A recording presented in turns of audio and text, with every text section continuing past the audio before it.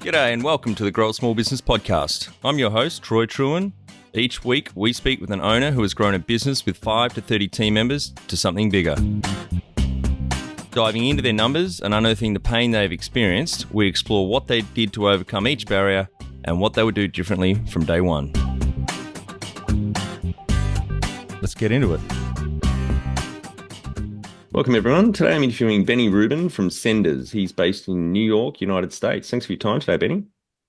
My pleasure to be here. Let's dig into it. Let's crack open the old advice works here. We were talking about your distilleries. Let's distill some advice down for our listeners. Let's start with how we know each other. Don from Podcast Ranked put us in touch. So you're on a bit of a podcast tour at the moment. Yeah, I'm doing a bunch of podcasts, trying to get the word out. We'll tell our audience a bit about your business, what it does and how it makes money. Sure. So my business is called Senders, and Senders is a email deliverability company. And that sounds a little bit confusing, I'm sure, to folks out there. It's not a typical kind of business. Folks have email send and delivery problems, and we solve them. The typical kinds of problems that we see are B2B sales folks, especially companies that are on a growth trajectory. They're trying to do a lot of cold email. Cold email is generally caustic, causes problems. You need specialized attention and specialized software to manage and run these things. So my team focuses on the technical side of email deliverability. So we're sort of a single service IT solution in a way. And most of our clients are venture-backed companies and other kinds of growth entities that are having some sort of email sending or delivery problem. And we make money in a very standard way. We charge monthly recurring fees for ongoing service, and we charge one-time fees for things that can be fixed in one time. Great. And much needed service. I read this morning, it's 350 billion emails sent a day. And obviously with a lot of the crackdown on Gmail recently, particularly the changes they're making. So very important service that you guys provide. Yeah, we think so. And we have a lot of clients and a lot of sticky clients. And that to us means that we're doing something right and we're trying our best to help everyone and to the best of our ability. But of course, with businesses, there's always more businesses need help than can afford to pay. And finding that balance is always a key thing. You have to turn away business because someone says, I really, really need help. But at a point, you have to start to have enough confidence in your own business model to understand that you can't take every client if they can't afford it. And then you're putting in all that stuff comes into play, which we can talk about a little bit later if you'd like. And I'm assuming you're not just trying to help those emails stay out of the spam folder. There's also a lot of value if you can get the emails sent out of Google's or Gmail's promotions or updates tabs straight into the inbox. Is that right? That's a bit of a tricky thing. I think that email filtering itself, once an email gets sent from an email server and gets received, it goes through many, many layers of different kinds of filters. And obviously spam filtration is one. There's really a lot of things that are happening directly in the interface of the user, of like the Google Workspace user or whatever it is. And oftentimes, if you actually watch your Google Workspace inbox, you will see things appear in your inbox, in your primary inbox, that are just pure spam. And then a few seconds delay, it'll disappear to spam, or it'll show up directly in your primary inbox. And then a few seconds later, it'll move to your secondary, and vice versa. I think a lot of that action is happening directly in the user's browser or like user's own instance of Google. So yes, you can do things to try to make sure you're going to the primary, but a lot of business users don't even have a primary inbox or secondary inbox. They just have one. And a lot of systems are really tuned to that individual user's use case. So that's actually a secondary kind of thing. I'd say the two primary problems that we're solving are, one, they're having some sort of acute deliverability problem, meaning they know they're sending emails, but they're getting anecdotal reports back. Hey, your emails are going to spam, like what's going on? And the second one is they're trying to send more emails than their current systems can handle. So you find this with folks that are doing a slow and steady cold email, then they hire a salesperson, they hire two salesperson. All of a sudden, the 100 emails a day they were sending turns to 300, 400, 500. Then the VP of sales or the founder goes, let's crank it up to 11. And then everything goes for shit. Like it's just like, boom, everything dies. Everything's weird. Google starts blocking you. Microsoft starts sending you cryptic messages. You're kind of like, this is crazy. What's going on? Your IT folks are like, I don't know. Those folks come to us and we specialize in this. So we understand how to parse out all the different parts. We manage domains, we manage IP address, manage DNS records. We do all this back-end stuff. We assist on the front end to a certain extent. Like, are you sending things that have a lot of spam trigger words? What's going on? And the end result is what we hope is the same thing for my business, which we can talk about a little bit later. Nice, steady, calm sending. Just, well, we had problems and we don't have problems anymore. And we know why. It's because we're paying these guys and these guys are solving the problem. So that's what we strive for with our clients. And so you, just to be clear for the audience, so you don't necessarily have it your own platform, but you work with mail platforms like MailChimp and ConvertKit, et cetera. And yet it's more the technical back part that you help with. For there's generally two big giant buckets of email. Just to sort of answer your question with slight lesson or something. There's opt-in email, which is what you're doing from ConvertKit or you're doing from your MailChimp. And then there's cold, unsolicited email. And in the case that someone is doing MailChimp stuff and they're having a deliverability problem, typically they don't need any dramatic fixes. They need help with domain reputation. They need help with maybe some other configurations. And that can be done directly within their existing stack. On the cold email side, oftentimes we need to move people away from sending from, let's say, a Gmail account into a totally different structure. And in that case, we do actually manage the IP addresses and do more deeper technical work that usually requires ongoing maintenance and management. So it's sort of a different speed, different kind of work. It's sort of like the difference between someone that's trying to gain muscle because they're a fit person and they're trying to get stronger versus someone that was in a hospital bed for a month and doesn't have any muscle. The motions are pretty similar, but the way you'd approach it is quite different. And the sort of intensity and amount of focus it takes is sort of ratcheted up in the cold email environment. Yep. And are you finding email marketing has increased over the last few years or flatlined or going down? Wow, I think it's probably still one of the most important, if not the most important channel. Email is really magnificent thing that's baked into the fabric of the internet. And email has all these structures in place that make it absolutely impossible to ignore. For example, almost nobody says, thanks so much, Troy. Your purchase has been made here at Delta Airlines or Qantas.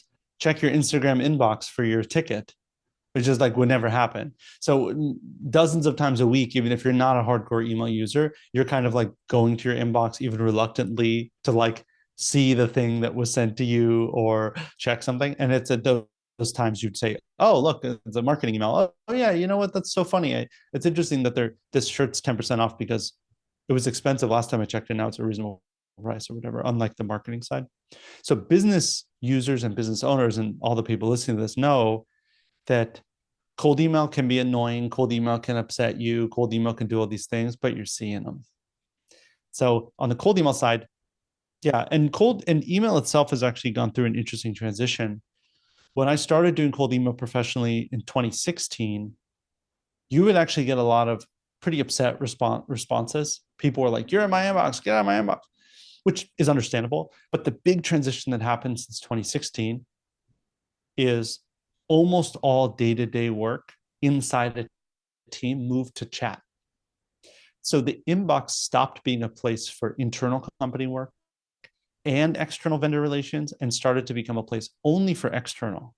And you're an external person.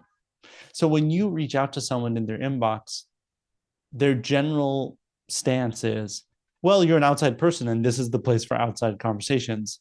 Therefore, this isn't super disruptive. I'll just ignore you or unsubscribe or whatever, because that's what this is for.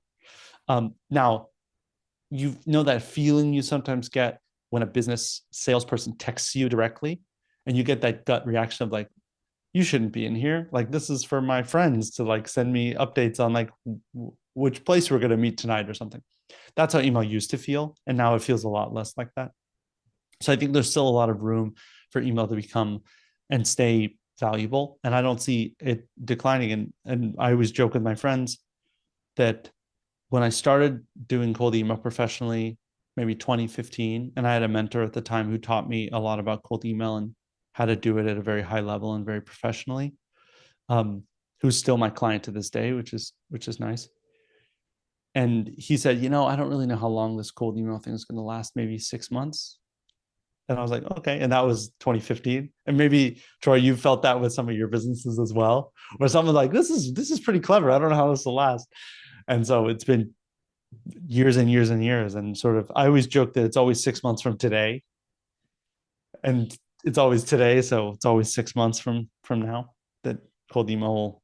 I got sick of repeating myself with small business owners in the marketing corner. I'm still swatting up a lot on marketing. I don't know everything, obviously, but it's an area I'm really interested in, and in the last 10 years doing a lot more in. But I'm just blown away with some of the key messages that a lot of owners just aren't across. So hence we wrote the Marketing Funding Flywheel ebook, which we'll link through to our website. But one of the points I make in that ebook is that marketing is not dead. It is very much alive. I read a Direct Marketing Association stats a couple of years ago, which showed that for every dollar you invest in email marketing, you get $44 back. The next best channel is SEO at 22, and then social ads is $20. So people think email's not effective, it doesn't work, or dying, and I think it's very much the opposite. Well, I agree. And also, I think that business owners, especially smaller business owners, we all have a pretty strange attitude toward a lot of things. And that's a very broad, very kind of silly thing to say. But at the end of the day, it's new things are an annoyance because so much of doing a business early on falls on us. So it's not so much if you're a listener and you're saying, yeah, we're not doing any email, we don't even have an email newsletter, that's not for me. I would say it is for you. It's just not for you right now. All these things are still on the table. Cold calling's on the table. Social ads are on the table. Google ads are on the table. All the other mix of ads are on the table. Going full force into Reddit posting is on the table. Everything's on the table, but you got two hands. So maybe you don't pick up everything on the table. That's fine. You don't have to pick up everything on the table. You don't have to have a strong visceral reaction to any particular kind of marketing. Cold calling, that's dead. That's stupid. No, at a certain point in your business, you'll say, you know what, we should get someone to do a bunch of cold calls and see if that can work. Maybe it works, maybe it doesn't. Maybe the next season it will work. Maybe that season it doesn't work. Maybe there's a shift in the market that you don't know about that will make it work or make it not work. So we get a lot of businesses that come to us and they say, oh, we tried cold emailing and it didn't work. And I say, okay, well, show us the emails you sent, show us this, show us that. You say, yeah, you're totally right. Direct value proposition, cold emails, emailing your prospects and asking if they have 30 minutes of their time to see a demo of your product didn't work. Yeah. But so 1990s. But maybe there's something else you could cold email them that they would be interested in. And lo and behold, you test it and it's like, oh, hey, people are really interested in our webinar series or something. And you're like, yeah, great. That's the second principle I wrote in the ebook is that for marketing, it's test, test, and then test again, because business owners and marketing people just have these assumptions, and we know what assumptions make of us. They make an ass of me and you. I know that one. That's a good one, Troy. I'm sure you say that sometimes when people look at you blankly. That I don't understand. Yeah. So the first principle is track the right data. The second one is test, test, and test again, because you don't know until you've got some data that tells you whether that campaign is actually working. And you obviously iterate, A/B test, etc.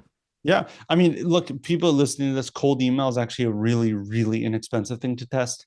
And it's kind of fun. You could probably saddle up to your computer on a Sunday morning with a cup of coffee and within an hour have a cold email set and ready to go to test at a very low volume with very, very low risk.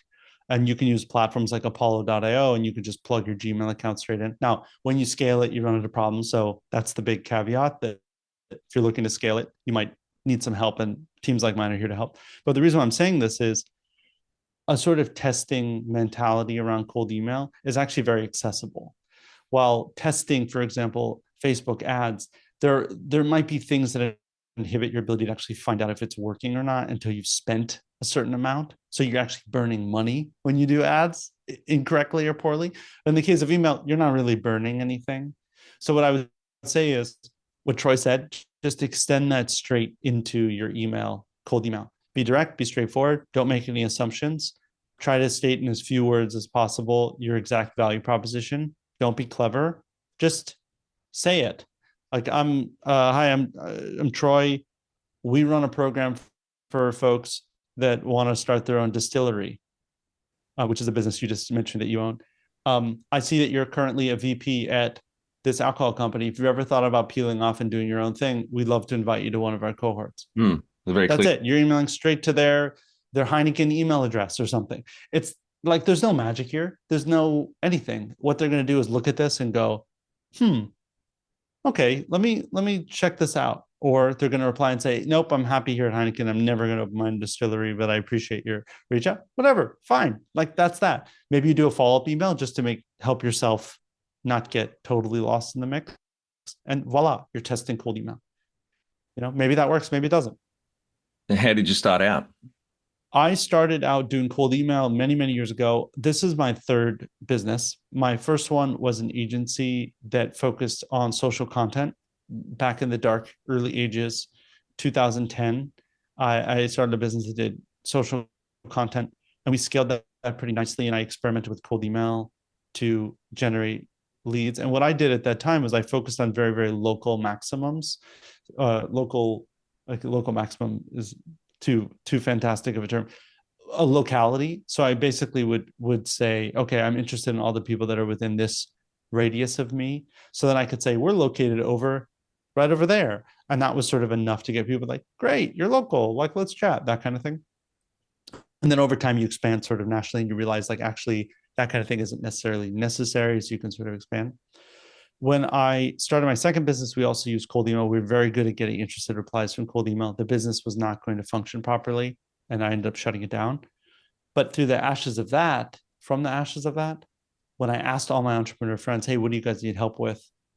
A bunch of them were like, well, you're really good at cold email. I saw you're really good at it. I mean, it's a bummer that your business isn't going to go anywhere, but would you do that for my business? It's kind of a mess. I said, sure. So that's when I started in 2016. I started taking on clients. First entirely on my own, and then I brought in one assistant that would help me with just all the clicking associated with managing these things. And then over time, I grew it into what I consider to be a proper business. And how old were you back in 2016, 8 years ago when you started this business? So my very first business I started when I was 24. That one I sold when I was 30. I started another business when I was 30, and then that one sort of failed. I think when I must have been 31, 32. And then this one I started then. So early 30s. Yep, got it. At the time, not now. That's how time works, by the way, for those listening. Do you have some key numbers you can share to illustrate the growth of the business over the 8 years? Sure. So I like to tell this story because it illustrates how a lot of these things happen. I find that some business owners I know who grow really quickly early on in their journey end up having things fall apart very quickly. There are some really wild and dramatic stories from my friends and acquaintances of just astronomical growth and it's astronomical self-destruction. And it's not like the person self-destructed, they like drank themselves to death or something. But there's a concept in code, in like building software, called technical debt, which is as you build, you kind of pass over things that you need to go back and fix. And that's how businesses tend to be. You sort of say, yeah, we kind of have a pricing mismatch, but we'll worry about that later, which is oftentimes appropriate to let things go. But those things build up very quickly, especially as businesses grow. And in my case, I'd already been working for 4 years on cold email, and I had some clients big and some clients small, and I'd managed maybe between 4 and 10 clients at a time. And the pandemic hit, and suddenly a lot of people wanted to test cold email right now, which I'm sure there's a confluence of factors that contributed to that, but that's the situation I found myself in. And I went from $20,000 a month in revenue to over $200,000 a month in revenue in under 18 months. And I was well equipped with the know-how and understanding to make as many of these clients succeed as possible. But I was not equipped with any semblance of how to scale a team to meet the demand and keep clients happy and everything. So what I ended up doing, same thing a lot of people do when they hit a very big growth spurt, is I took on most of it on my own. And I said, okay, I'm going to take this on. And luckily, I had a very, supportive wife and everything. It was just like, okay, I guess you're working a lot now. But it was also pandemic time, so we were kind of sitting around for a lot of it. And so I took it all on. I had to then do something that maybe some of the people listening to this are going through right now, which is you need to figure out how to turn a sort of supersized personal freelancer hustle business into an actual business. And there's really only a few paths to do it, but at some point you have to start deputizing other people to do things that you're doing, which is actually very, very hard. It's very hard mentally, especially when you have a lot of clients that are sort of like telling you that they like you and that's the reason why they're there. And you have to understand when they say you, you're actually kind of an avatar. It's not actually you. you know and that's a very tricky thing to say. Well, okay, if what about me is it that you actually like? Okay, that's interesting. These elements of it I can actually find someone else to do, and that kind of thing. So I went through this transition of bringing on more and more people that could do more and more of the things that I needed to do to support the clients.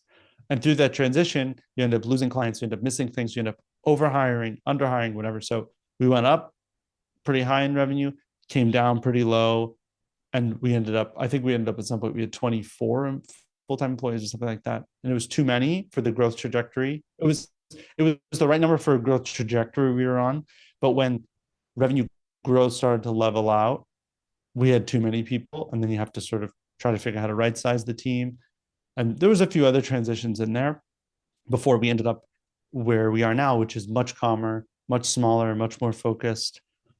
um, no employee churn. I'm saying that I'm looking for a piece of wood to knock on, but we've already had that sort of thing happen. Um, so now it's sort of manageable and safer and calmer and a little bit easier to understand. I was going to ask, what full-time equivalent are you down to now? I believe it is 10. Yeah, much more manageable. And I assume that also plays into you can say no to prospective clients. So one, you're managing the workload, but two, they're better clients that you're keeping now, and the business is a lot more fun and stable. Yes, that is part of it. I I believe that you spoke to me in the pre-interview about people management. I don't consider myself especially managing people. However, I have had lots of long, stable relationships in my life. And when I was looking at employees and thinking about employees that I like and covet and want to keep for a long time, they have a lot in common with the other types of people that I like to keep around in my life. And some people, and this might get a little bit sort of soft and like silly, but a lot of people kind of like chaos agents. They like that crazy friend that gets wildly drunk or something, and like we have these crazy nights with them, and that might be great and that might be fine. There's nothing wrong with that. But for me, I like people that are sort of very consistent and sort of calm and predictable in a way. And I want my employees to also have that feeling. And some people are careerists and they're very focused and they want to go from this to that and that to that, and they expect to be at this level by that time. I just, I'm in my soul, I don't really know how to give people that. Building that associate to I can't even tell you the order of these things. Is manager and then is director before manager, after manager. I assume a VP is less than a senior VP. Like, you understand, I'm not a corporatist. Like, that's not something I know about. So I'm looking for people that find some sort of stability in their work. Um, they like to do things right. They like to feel good about the work they're doing, but don't expect work to be more than the work at hand. So I don't do very well with sort of idealistic Gen Z types that need a lot of hand holding.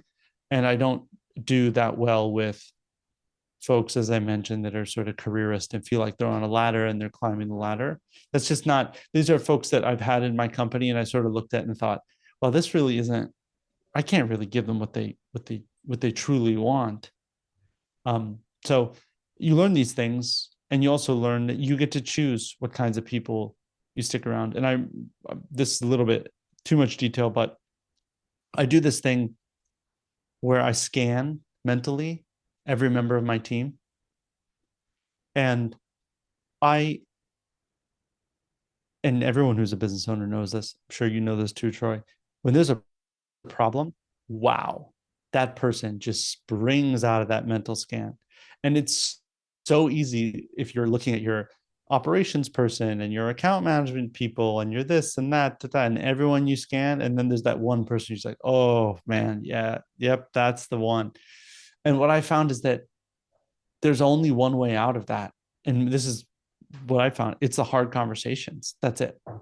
It's, and I usually start those hard conversations, and historically I've started with exactly that. I was thinking about every member of the team, and when I thought of you, I said, "Oh boy, something's off." So something's off, whether it's me and my expectations, or you and what you're doing, or whatever. And I've had many employees over the years that I had that conversation with them, and we resolved the issue, and they're still with me today, whatever that issue was. So the reason I'm saying that is that it's not always, oh, that's the chopping block. That's the person that needs to go. And sometimes it is.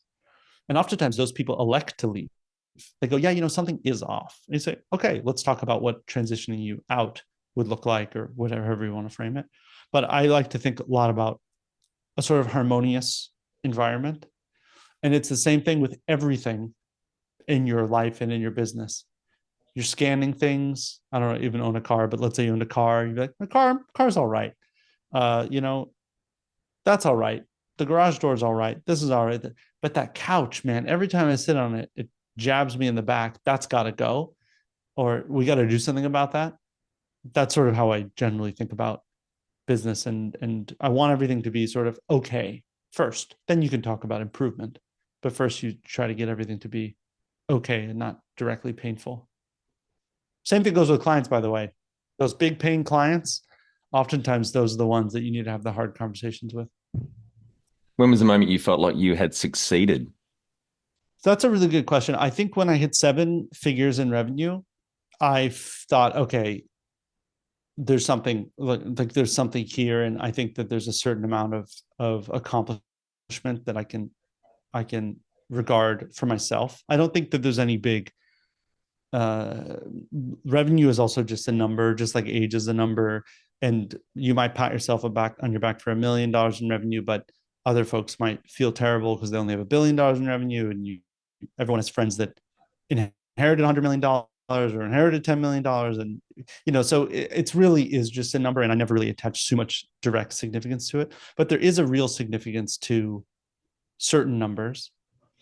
I remember when I was around $40,000, say around $30,000 a month in revenue, which for certain kinds of agency owners, that's very significant.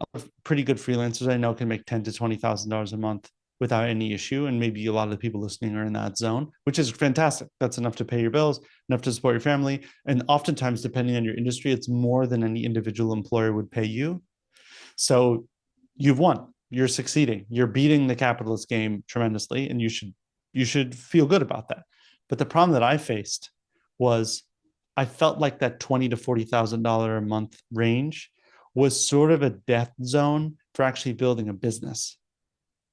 And the reason why I felt that was I was looking at the kinds of people that I wanted to bring in on a sort of attached basis. You can full-time equivalent, whatever, you can forget all that stuff. Just sort of someone that really had a reason to stick around and support your clients in the way you needed them to. And the math just didn't really work. Those folks are expensive, and just say expensive in a general sense, not even that I'm going to name a number, because sometimes the numbers don't matter so much, but just expensive. And expensive means that the business could not support the type of folks that I wanted to bring into the business. And so I don't know, I coined some clever term at the time. I forgot it now, something like, oh, I'm in this like death zone or something where I have to work like crazy to maintain it, but I can't bring in the right people to support me in doing this. And I remember when I started to inch closer to that $1 million mark, I thought, okay, now there's actually enough room to start to bring in people that I actually are really happy and really proud to put in front of my clients, or could further the business, the objectives of the clients, which really is the only reason that businesses like mine should exist. Is to further. So that's why that number became significant. I think when in that zone of like 30 to 50 or 20 to 40, I felt a tremendous amount of pressure, really stressed, really kind of drowning, like that whole wake up at 5 a.m., eyes snap open. Oh, yes, that's right. I promised the client that I would do that other thing, and I didn't add it in my notebook because they asked me that other question right out of there. Jump out of bed, quick on the laptop, like all that stuff. Like I had to do with that because that was the amount of work that was sort of on top of me. And then when you break through that 7-figure number, that's when I had it. Some businesses might be able to achieve that at 20,000 a month, or 30,000 a month, or 50,000 a month, or they might be more clever than me. They might have more partners because I'm a sole founder and sole owner. So there's definitely other ways that folks can do it. But for me, that was pretty significant. What does success look like to you? I like to think about it's such a tricky question. It's so tricky because I don't think about success very often, and I don't measure success very often.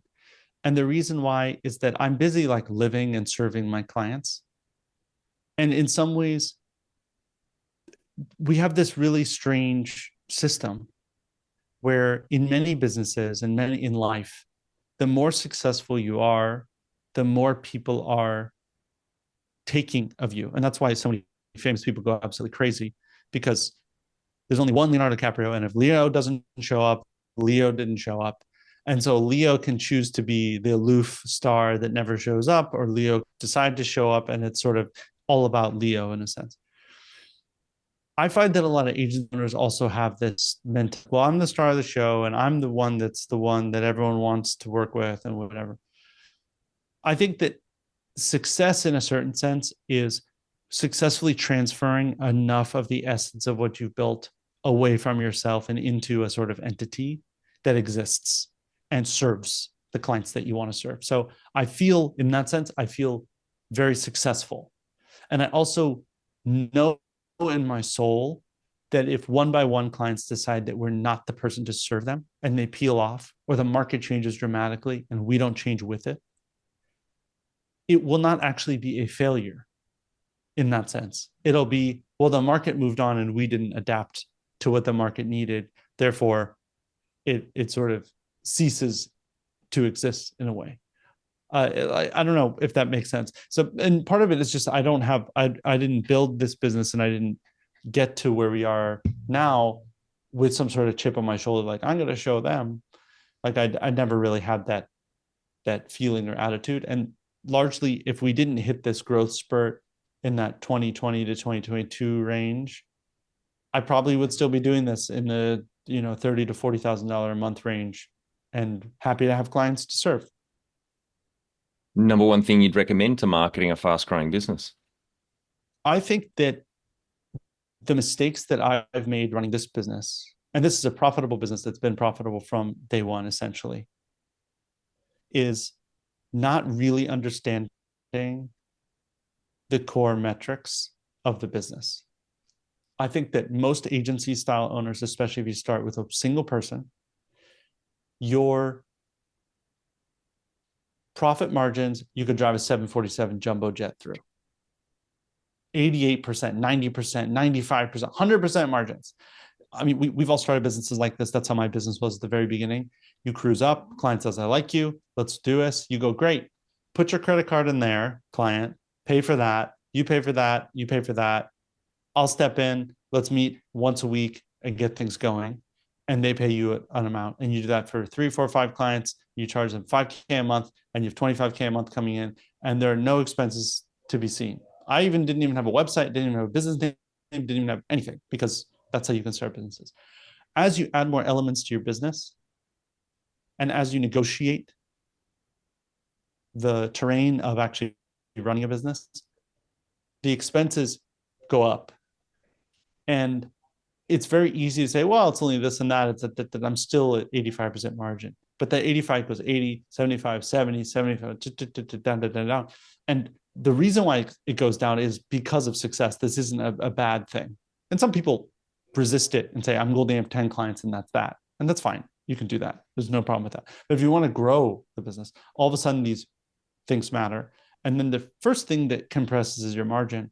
The second thing that compresses is your cash flow. And when cash gets constrained, it's actually very far removed from your revenue. And it's very far removed from your monthly receivables because everything's on a delay. A lot of bills come on a day, and the person who's paying the bill pays later. And these things just create natural friction. So I would say that really think your margins and understanding your margins and understanding what it actually costs to run your business and trying your best to move from that, like, well, I mean, I only got a few people and my overhead's only X amount and I'm making Y amount. Like, this should work out fine, to getting a little bit more granular. One thing that I did very early on, which I thought was a smart move, was I had a bookkeeper I really trusted who also helped with receivables and sort of would flag things and sort of bring them to my attention and help me with understand my numbers. That was very helpful because almost all the mistakes that I made were not actually looking at the numbers as they were. Yep. You know, Yeah, you're preaching to the converted here. I'm very much a numbers guy. I'm actually not a numbers guy, and that's part of the why these things come to bite you in the butt. But that's why you're a numbers guy. Maybe this comes really naturally for you. Maybe some of your listeners are more like me. But I'm like, oh, I drive a 747 jumbo jet through these profit margins, and then a little bit later, you're like, you're saying that we're a little bit low in cash. Like, how's that even possible? And then you peel back the numbers, and you're like, oh, I see.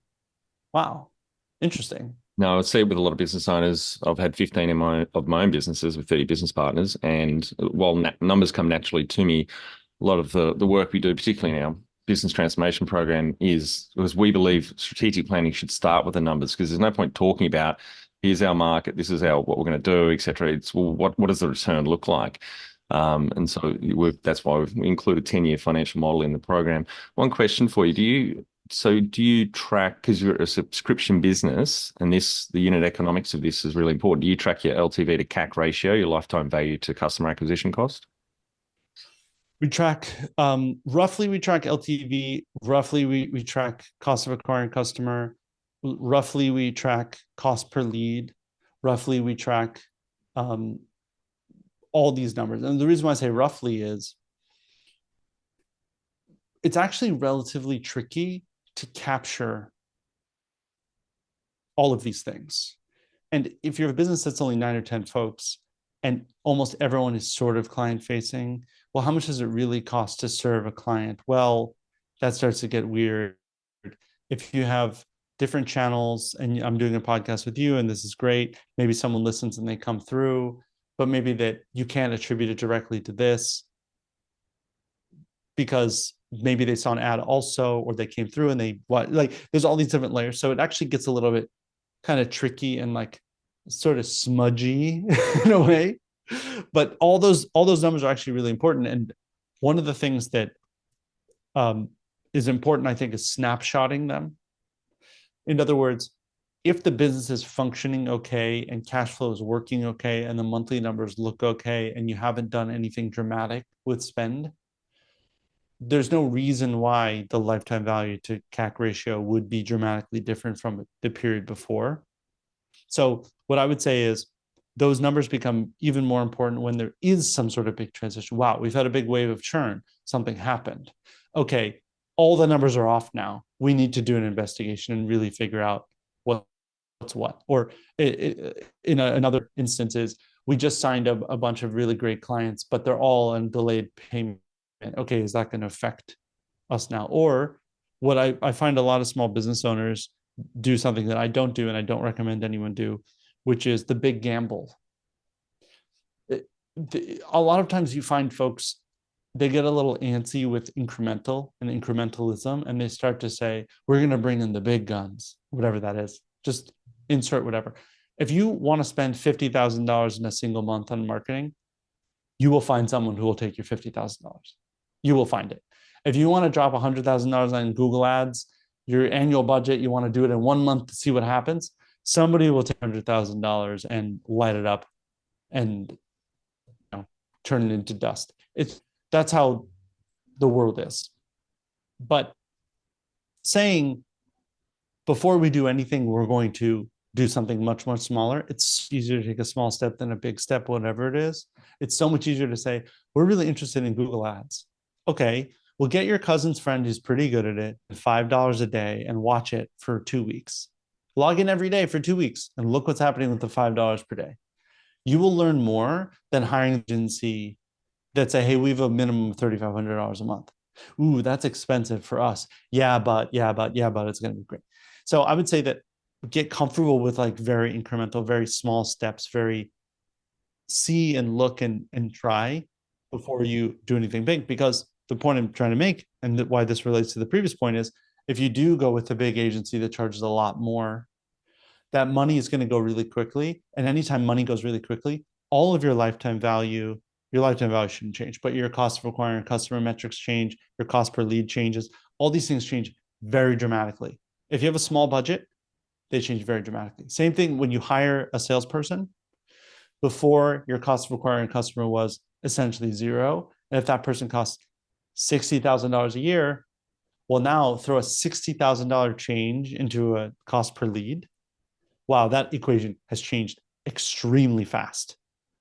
You've totally flipped the numbers on its head. And oftentimes that's when people start to lose money, is when more people are involved in the sale, because people tend to be very expensive. Yeah, absolutely. I've written it, and again, back into the marketing funding Flywheel ebook. That's the third principle, is that LTV to CAC ratio, and why you should keep it in between 3 to 1 You and say 5. three? Yeah, between Yeah, three yeah. to 1 and 5 to 1, because if the number's greater than 5 to 1, you're actually leaving money on the table if you want to grow, that is. But you're absolutely right. You've got to keep an eye, even just roughly, on those two numbers. And it's not just for SaaS businesses or subscription businesses. A lot of traditional businesses can use this ratio. And if you're not watching it, you can be pissing money up against the wall. Well, I mean, that's a really interesting point. I think that businesses in general, and this isn't a point that I've invented, most folks are addicted to growth. And most people don't understand that growing is oftentimes an option. It's oftentimes a choice that you make. It's not a mysterious voodoo thing. Now, there are things that inhibit growth, things like churn, things that get in the way of growth in a way. But the other side of that is, if you are conservative and you are trying to put more money into your own pocket and you want to have a calm, stable type of company, then don't spend as much to acquire customers. Just choose a lower side of that cost of acquiring a customer to lifetime value ratio. Just say, you know what? Normally, we listened to Troy, and Troy said that we should have a payback period of 3 to 5 months. But recently I've been feeling like we should pay back in 1.5 months. That makes me easier to sleep at night. Great. It's your choice as a capitalist. You don't have to grow at the speed that your business can grow if you don't want to grow at that speed. And also, one of the beautiful things about having a profitable business is that every month, technically, you have more money than the month previous. So there's absolutely no problem with saying, let's launch this next quarter when we have a little bit more cash, just a little bit more cash than we do now. Or let's do that higher next quarter, or let's make do until next quarter, which is sort of your choice as a business if it's profitable, and if you're starting from a profitable position, like you're a consultant type. I think that understanding those ratios really makes sense, but they make sense both for manipulating your own growth if you can, by spend more to acquire more, or the other way, which is like, no, on an instant payback period so I can sleep all at night. Great. That's a really good point, Benny. And how did you fund your business? So you're the sole owner, no other investors. I'm assuming just Mhm. bootstrap, no debt. Yeah, that's right. I started this business by serving clients directly for monthly fees, and I expected them to treat me like they would any other member of their team. So pay promptly, we do the work, um, working with them hand in hand. So that's how I built the business. Um, and we continue to operate on the same principle. We don't make gambles, we don't make bets, we don't do cost per lead deals, we don't do money back guarantees, we don't do sort of any silliness that could flip over the apple cart. Occasionally, you have some bad apples that pay late or end up not being able to pay, and you have to deal with those as they come. But I think that one small, I don't really deal in like regrets so much. You can probably tell from my tone of voice that I'm like sure of, I'm sure of very few things in the world, but you do get quite sure of your own business existence once you've been in it a while. I think that when interest rates were very, very low, and in the US, we have a small business administration that gives out sizable loans. I remember I was at a party just hanging out, and some guy was like, I just got a loan from the SBA, and the terms were ridiculous. It was like I took out $1 million, and it has like a 1.9%, like something absurd. And I remember just being like, yeah, I'm not going to do that. And had I done that, there's absolutely nothing wrong if your business can support it. Having a big slug of working capital, even if you don't touch it, assuming that the interest payments are low enough. But I didn't take it. That's okay. You know, you live and learn. But we've always been profitable, and I haven't taken out any debt other than I do use credit cards, but I pay them off every month. If you were to start up today with plenty of funding, would you go into your industry? Direct industry, no. I don't think I would build sales tech or work directly in tech. Would I sell into and help venture backed companies? Yeah. I think growth companies are really fun to work with. I think B2B is a really nice space to be in. Folks seem to have their head on their shoulders, right? And you don't have to deal with the whims of consumers. Sort of a little bit more rational purchase, I find, which tends to suit my personality a little bit better. So I would probably choose to do something that was aimed at businesses, probably not in sales and sales tech. It's a pretty crowded space. There's a lot going on in there. Marketing tech is also pretty crowded. And again, we don't build technology, but we deal in technology, manage technology that supports businesses. Can you outline the most stressful point in your small business growth journey so our audience can learn from it? I think that the cash crunch of 2021, we got through it, but I think that was a pretty interesting moment to say. But we have lots of revenue, but but we have all these things are going fine. Our profit margins are fine. Our lifetime value to CAC ratio is fine. Like, why is it that the bank balance is so low? And really understanding the way that cash was operating and flowing was probably the most. I think I woke up at 4 a.m. and I opened up my business bank account and I just was like, what is going on? This is so weird. And I wrote like, I did like a little forensics, but like the money, and I was like trying to parse it and I couldn't really quite understand it. And then when I really dug into the numbers and I got my bookkeeper involved and everything, you started to see, oh, okay, I see. There's a mismatch between the amounts invoiced and paid, and I'm paying my team up front, and I'm paying this bill up front, and and you start to understand that. So I think that was one of the most stressful moments, because it was a learning, and I also didn't know how deep it was going to go. That's another part. You don't know if you don't know, you don't know, right? You don't know if the next month is going to be even deeper than the current month you're in. Turns out that was the worst of it, and it righted itself. And we had to make some changes to account for it, but all in all, ended up okay. What area in business do you feel you've had to work on the most to add the greatest value? I took a pretty significant amount of time where I did not talk to customers enough. I think that most of the stress comes from clients. Most of the stress comes from client demands and all those types of things.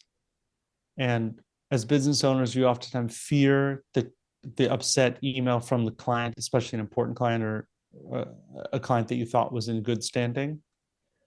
And those are the ones you don't like, that don't feel good. You'd like the feel good emails, but not those. But really, the period of time you spend not talking to clients, it's it's not good for your business. It's good for your business to talk to your clients. Now, I would say that if you're the project manager and you're the main talent and you're talking to clients all the time, that tends to be when you can keep things calmest and best. As you employ more people and other people step into more specialized roles, you have to make a real effort to talk to clients and communicate with clients. And the more direct, the better. So that, I think, it's a pretty important piece of the puzzle. What have you enjoyed the least about managing fast growth? I think that growing is very exciting and it's very fun and it's very dream inducing. You think, wow, if we continue on this trajectory, we'll be at $10 billion in X amount of time. And I think that general mentality actually breeds a certain kind of unhealthiness and a certain side of complacency and a certain amount of a sort of greedy mindset, like that growth is already yours. And I think that was a very unhealthy headspace to get into, and also drove me a little bit away from clients, because now I was trying to manage a business and not trying to make sure that clients are actually succeeding in the way that we were trying to help them. What do you love most about growing a small business? I like knowing everything is, and I like the feeling of all the clients know exactly what they're getting from us, and everyone on my team knows exactly what we're supposed to give them. And what we're doing is looking for discrepancies in that. And if there's a mismatch where a client's expecting something they're not getting and they flag it, you can go in and assess and try to fix the problem. And if the client is expecting something that a member of our team's not giving them and that gets noticed, you can work on those. So you have a lot of things going right in a small business that's functioning properly. So currently we have around 80 clients. Well, a lot of those clients are going very, very right. And the few that are not going right, it's a pretty clear path to solving the problem or losing them, transitioning off. So that's what I like about small business. Sort of everything can have its place and everything can be understandable in a way. And I don't think you get that satisfaction from a very, very large business. I think you see, I mean, like the most extreme examples are when they like take Mark Zuckerberg in front of Congress and they're like, "Did you authorize this email?" And it's like an email like from my 100,000 employees. Like, what are you talking about? Like, you know what I mean? Because that's how big businesses are. Small businesses, you can actually be on top of a lot of things and have a sense of them. And if there are issues, they can come and surface very quickly. And I find that to be pretty satisfying. What has been the biggest mindset shift for you in your small business growth journey? The biggest mindset shift was in realizing that although clients liked me and they liked working with me, they liked the result and they liked the benefits of working with me better than actually seeing me on a weekly basis. And when I started to recruit people that in many ways were my peers or better than me at certain things, magically clients stopped asking to talk to me and they wanted to talk to them. So the biggest mindset shift was realizing that it's not the Benny show. My name is Benny, makes sense. It's not the Benny show at all. It's not the Benny show at all. And that was a big ego adjustment, but at the same time. And then later you do have clients that say, no, I actually want you. Can I have you? And you say, sure, I'll give you a session or two. Like, let's dig into it. And then you can step back into that role. But if that's the whole thing, that inhibits your growth and your ability to serve more clients. The number one habit you think a small business owner needs to develop and maintain? I don't know, this might be a little bit controversial, and I've been guilty of it myself. I think that keeping yourself available, this is a little bit tricky. I'm not sure how you manage your businesses, Troy, or and other friends I have businesses. Some of them are quite sizable. And there's a very big difference between working on the business for 40 hours a week or 20 hours a week, or even 4 hours a week or 10 hours a week, and being available for your team, even if it's not direct work. And what I mean is, and I'm speaking a little bit in riddles, but I'll spell it out very clearly. If you manage your business quite well, you actually shouldn't have that many meetings. Maybe you have 2 or 3 different divisions and teams, and that's the 2 or 3 meetings you do a week, or maybe whatever it is. There's a small handful of things you should do. And if you think about this in traditional work terms, you could be like, oh, well, you're only working 6 hours a week. But to be a business owner is to be sleeping with one eye open. And if you actually fill your calendar from 9 a.m. to 9 p.m. with all sorts of stuff, well, then you're actually not available for the problems that come up. So I think that balancing that, well, I don't have meetings all afternoon, and there's actually very few emails in my inbox, and I am sort of ready to help any team member that needs help, is a very, very different thing from, well, there's nothing in my inbox and there's no meetings. You know what? I'm going to go jet skiing now. And so that balance of like, how much in it are you going to be, and how much support are you going to provide your team, and are you going to become micromanage man that's always in everyone's business and checking every little thing, or are you going to be hands off? What are the structures you're going to put in place? So I would say finding that balance is actually really critical for your own mental health and stability of your company. And if that balance gets off, oftentimes the team can sense it. And I know because I've been in that position where I've been a little bit too distant, hands off, not seeing clients enough, not involved enough. And I've done the opposite where I was so involved in every little thing that you drive everyone crazy. And I'm always trying to find that balance, but I think finding that balance is critical. Are you a small business owner? You know that getting recruitment right can make or break your team's success. Just one mishire can cost your business up to 27 times their salary. Finding and retaining top talent is a challenge, especially in today's competitive market. That's where our Ultimate Recruitment Toolkit comes in. Over 10 intensive days, our online course is designed specifically for small business owners like you. We'll walk you through the process of sourcing and securing A players for your team. Here's what you'll gain. Learn the proven strategies to pinpoint and attract the best talent in your industry. Access our comprehensive playbook filled with templates and tools tailored to fit your business needs, and apply the resources right away to enhance your recruitment process and streamline hiring. Invest in your business's success by helping your management team become effective recruiters. Supercharge your hiring process today with the Ultimate Recruitment Toolkit, available at growaSmallBusiness.com. Can you talk to how you've added people to the team, some wins, mistakes, and advice for those listening? I've had lots of mistakes in hiring, and oftentimes the people around you have a better view and a clearer view than you do. So I think that when you bring people on, there's other people you can ask, what do you think about this person? And I think those questions are really important. And it's important to do diligence with your own team, especially if you're adding someone to the team, having everyone on the team interview the person, or at least have exposure to them, and then say, like, what do you feel about that? How do you feel? Do you think this is going to go well? I think that's pretty important. I think that having direct conversations with team members is really important. And when I say direct conversation, I mean hard conversations. Like, after they join, like, is this job what you expected? Is it not what you expected? What part about it do you not like? What part about it do you like? And on and on. And then the last one is, if you're client facing, actually having alone time with the client and saying, do you like this person that we assigned to you? How do you feel about them? What do you think? What do you feel? Those are all really, really important. And usually all the mistakes I've made in hiring is kind of ignoring what other folks said or what other folks felt, and saying, no, it'll be okay. And oftentimes it's just not okay.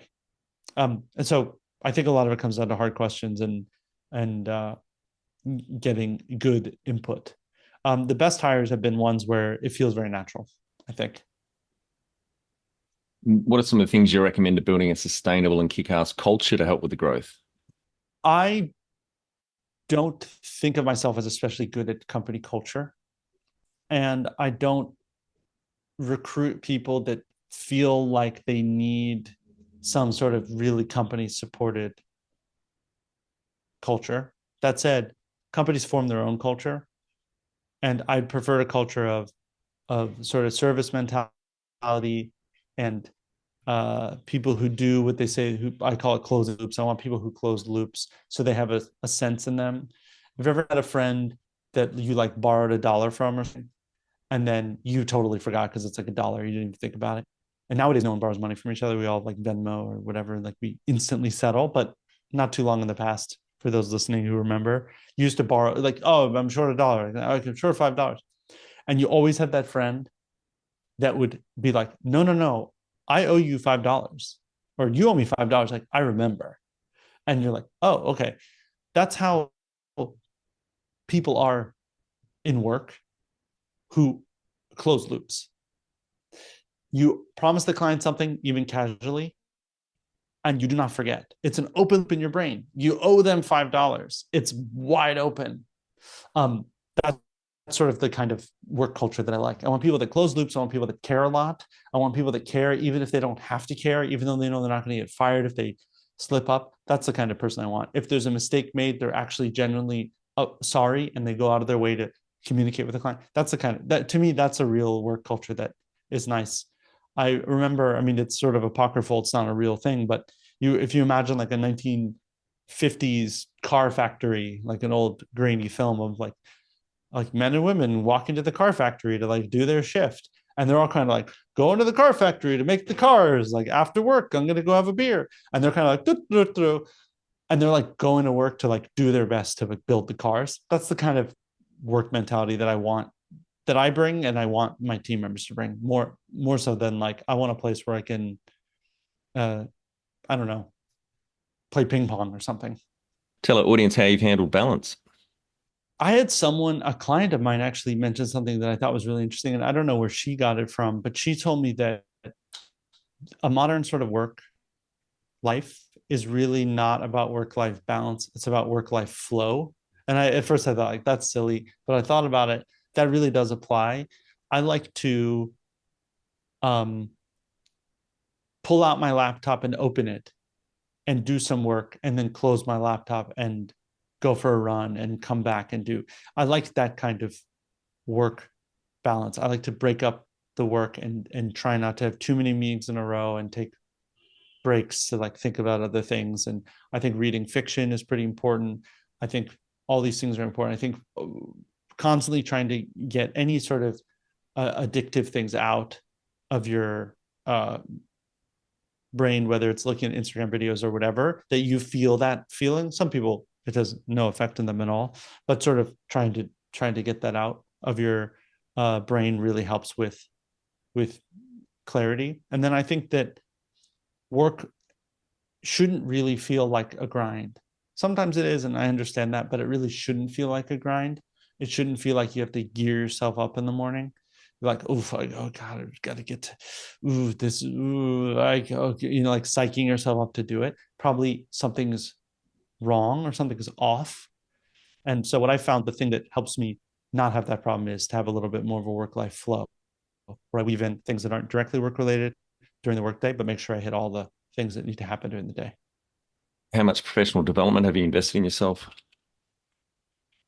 In my 20s, I read an enormous number of books of all different shapes and sizes. And I also listened to as many podcasts like this one.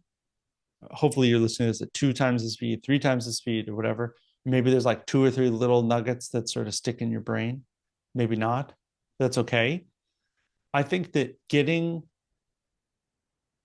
advice from folks that are telling stories that are pretty achievable is the way that I built my own understanding of business and business persona, in terms of what I felt was achievable and what I wanted to achieve. And I think that there's a lot of fakers out there. You and I, before this call, we were talking about that. There's a lot of fakers, and there's a lot of people that are dispensing advice that is rehashed other people's advice, or the secrets to building $100 million business when they never built $100 million business. And so part of what you have to do, I think, in order to win at the advice gathering game is you need a lot of information, because you're going to accidentally listen to a few people that are giving $100 million business advice that have only built $100,000 business. And you're accidentally going to be listening to people that give the best advice you'll ever hear, but you won't recognize the best advice. And at a certain point, you start to realize that a lot of the advice is pretty similar to each other, and that's okay. And a lot of the advice will not fit with the reality that you find yourself in, which is also okay. But a lot of advice in a short amount of time, I think, is probably the best way to handle business advice. And then in the case with me, when I was around 30, 31, I realized that I kind of had enough of business advice. And I realized that I needed to listen to my own feeling, and I needed to get advice from very few people in very understandable scenarios. And you find this a lot in personal WhatsApp groups with business owners. As people progress with business, the general advice they gather gets less and less, and the very specific advice gets more and more. Hey, does anyone have advice on hiring a VP of sales with an enterprise product that has a lifetime value of 750 to 200? They're not sort of like, guys, advice on hiring salespeople. It's like they're kind of graduated from that kind of advice. So I'm more in that camp now. Something particular is happening. I'm sort of interested in a particular person with actual experience in that particular thing giving me advice. So I mean, that comes down to one of your business as well, that distillery business. All the business advice in the world is fantastic, but you want to start a distillery, that's very specific business advice. And all the advice about opening an ice cream shop might be fun and cool and interesting. Running a cold email deliverability business might be fun and interesting. There might be bits and pieces here and there you can incorporate. But actually, what you need is very specific advice. Have you had mentors or coaches along the way? I have lots of mentors. I never had a formal coaching relationship. Lots, lots of mentors. Yeah, I consider my clients to be my main mentors, though. Um, you're in a business to serve folks, and it might feel like you're on the opposite sides of the table, but you're actually on the same side of the table. And any question and issue that comes up, is this fair? Is this not fair? Is this a good idea? Is this not a good idea? You can usually ask a client, hey, how would you feel if we decided to start serving this instead of that? Well, that's interesting. I could see how those are pretty interesting conversations. And then I have business folks that are doing different things that I like to talk to, bounce ideas off of, do updates with. But also, I'm careful about what I bring to the table in those conversations, because if you ask for advice, you're going to get advice, and it might not actually be the advice you want to hear, and might end up wasting a lot of people's time. Do you have a board of directors or advisors? I do not have a formal advisors, and I do not have a board of directors. You're one of the few I've had on that's exited a business. You've exited two. Any Well, I advice? exited one, I shut down one. Yeah. Yeah. Any advice for the audience listening, thinking about exiting one day? Sure. I've heard different tidbits over the years about exiting businesses. Some people say an exit is always a failure, which I think is an interesting, dramatic kind of thing. And if you Google that, I'm sure you can find the person who originally said it and dig into it. The truth is that businesses are malleable, and they have a time. They're like friends. There's a time for a friend, time for a reason, time for a friend for a season. Like there's all these sort of clever things. There are good reasons to sell businesses, and there are good reasons to hang on to businesses. I think that most of the advice is too general, and it's a very, very specific kind of feeling.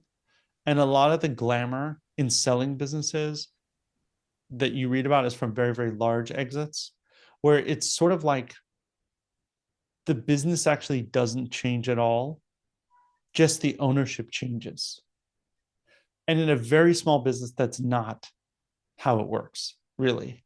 When you sell a business, it's sort of like, from everyone's perspective, it's like, how we started work at 9 a.m. every day? Well, now we start work at 9 p.m. And it's sort of like everything's different. And you're like, well, wait a minute. So when do I sleep? When do I wake up? So I would say that that it's a very dramatic thing. And most businesses are not buying businesses glibly. The buyer is almost always smarter than you are. They have an ulterior motive for their own purchase. They're trying to get a really good deal for their purchase. Again, we're not talking about Facebook acqui-hiring or buying some business for $100 million because they have a neat thing that they want to take on. We're talking about people like me that have built a business where you built something and it's time to sell it. So I think that at the time we sold it for the right reason. We didn't sell it for, I mean, we could have hung on to it and probably would have made more money, but we sold it for the right reason. We actually were kind of done with it. And we sold it to an agency partner who was a client of ours, basically, who knew exactly what we were doing and why. And we vetted and we understood what their motivations were with it and what they hoped to get from it. And we gave them exactly what they wanted for the exact price that we negotiated. And it was smooth and easy and comfortable. Now, I've been offered money for my current business, and I couldn't see that level of understanding in the offer. I couldn't really answer the question of what is it that you want out of this? Why are the deal terms like this? What really are you expecting from me in this? And all these things sort of didn't quite match up. So I think that in my experience, I had a very smooth, easy process of selling a business because things aligned very well. And in the experience I've had with people making offers for my current business, I haven't felt that level. And maybe I got very, very lucky the first time. And the reality is there's always sort of a mismatch and it's tricky. But that's my feeling. The other thing I'd say is that folks who go about selling a business, you should probably run a proper process for selling it. I didn't run a process for my first business. We ran a little process, but we didn't really think too much about it. We found a good buyer and everything aligned perfectly and we sold it. That was probably not very smart. Have you read any of John Morillow's books, Built to Sell, The Automatic Customer, or The Art of Selling Your Business, or listened to his podcast? I think I may have read Built to Sell. That was the big Yeah. one, right? That came out before your embargo on No More Business Books. Yeah, it was probably 14 years ago, that one. Yeah, yeah. I think I read Built to Sell and I read the E Myth Revisited. Is that's another one that's in the same?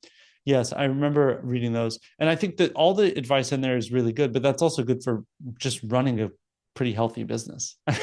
Honestly, even if you don't sell it, it's you'd done many exits, Troy? I've done a Or you few, like and to stick you like to own them? yeah, and yeah, exited a few, sold and shut some down. But I'd also highly recommend John's weekly podcast. It's been going about 8 years, and he has a lot of interesting businesses on there. But often you'll get a lot of the numbers out from the people who exited, what multiple of top line, if they're a SaaS or subscription business, or multiple of EBITDA.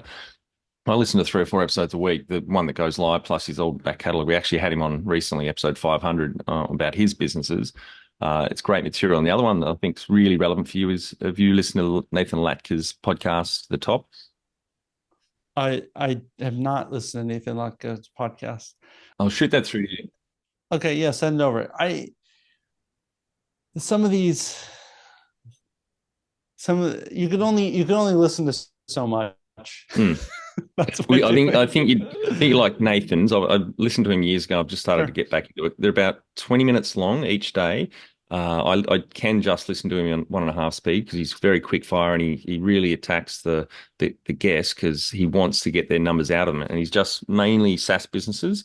And there's some great learnings and numbers that come out of that. I think you really enjoy that. It's only 20 Cool. minutes a day, 15 and 1.5 speed. All right, Benny, we're on to our final 5 questions. What do you think is the hardest thing in growing a small business?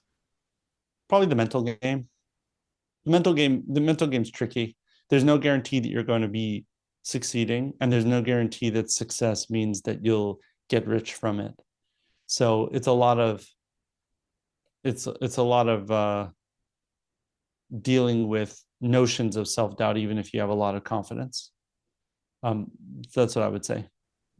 Favorite business book which has helped you the most? I was just talking to you earlier about the sort of classic book written by John Nathan on the history of the Sony company up until maybe 95 or 2000 or something.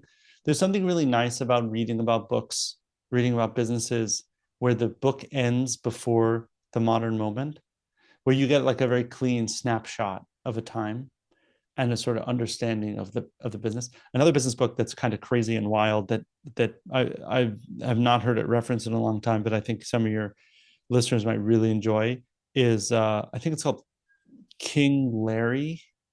It's about the founder of DHL, which is a global package delivery service.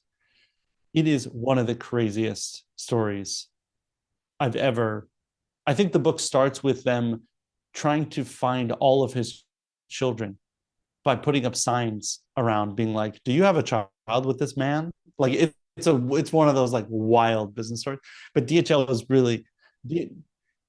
really interesting, is a really interesting story because they built an entire business on buying seats on airplanes and then putting packages in seats on airplanes to deliver them.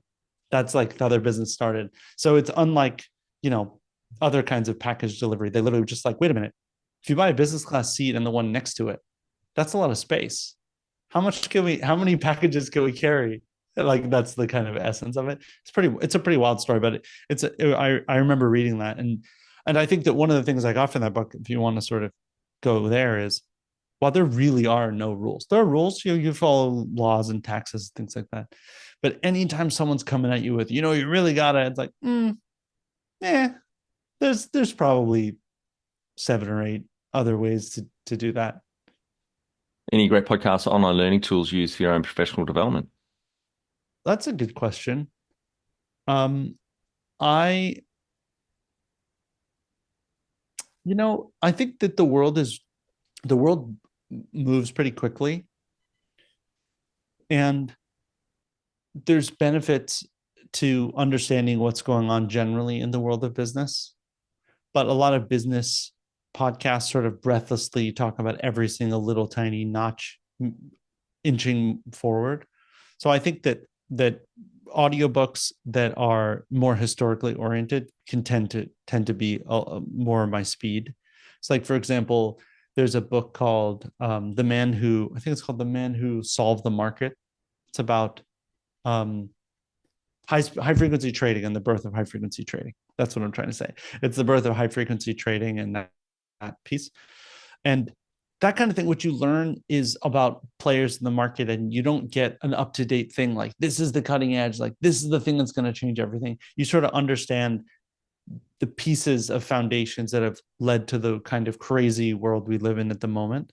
And I think those tend to resonate with me more, a little bit more of a historical view on things rather than particular business advice podcasts. Because as I said, I've maxed out on a lot of those things in my, at least for this current cycle. One tool you'd recommend to help grow a small business? I have one email tool that I swear by. That thematically, there are other tools that do similar things. The one tool that I use is called Missive, Missive, missiveapp.com. I don't do email anymore. I only use email in the context of Missive. And what basically it does is it turns email into a chat interface that your team can chat around. So if I get an email from a client or someone else on my team gets an email from a client, there's no CCing, there's no BCCing, there's no forwarding. They can just tag me on the email. They can write a note. They can draft something. They can share the draft with me. I can edit the draft. So what you're doing is, as a business owner, is you're having your hand in the process, but from the client's perspective, they just got a beautiful email from their account manager. Even though your paws were all over it, or they're letting you know about a conversation. Hey, the client just said this kind of strange thing, which is weird because yesterday we told them this other thing. FYI. And now you can watch this conversation happening between your client and you.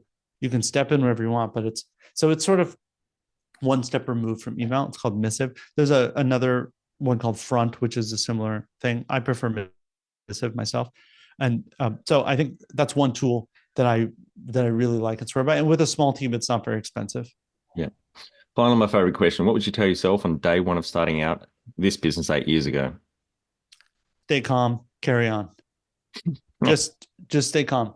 All those Very, long conversations you had with your wife about, oh, I don't know, is this right?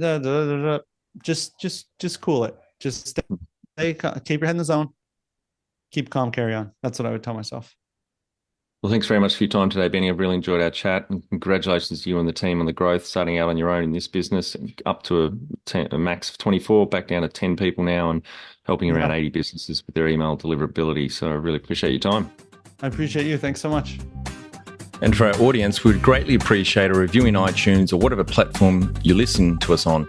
More reviews means we bubble up higher in iTunes, etc. So more business owners looking for podcast help with their growth will find us.